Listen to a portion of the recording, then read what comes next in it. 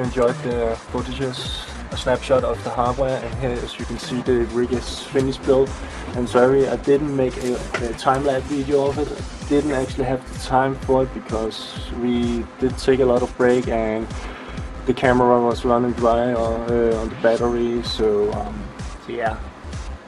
Anyways, there's a GTX 580 SuperClocked from EVGA, a 1000 volt power supply.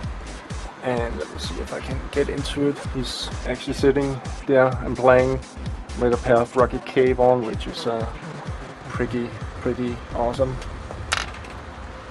Let me just snap it down a little. Can you hold it? Yes.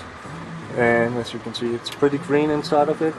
Actually, those green LED lights, we actually thought they were gonna be red. He got them from Webdance, which is pretty awesome web shop here in Denmark.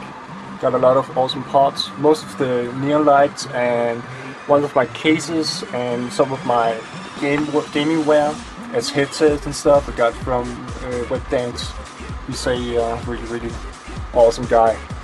So anyways, just wanna put a thumbs up for Webdance for the really nice service and stuff. Anyways, thanks for watching, and hope you enjoyed the video.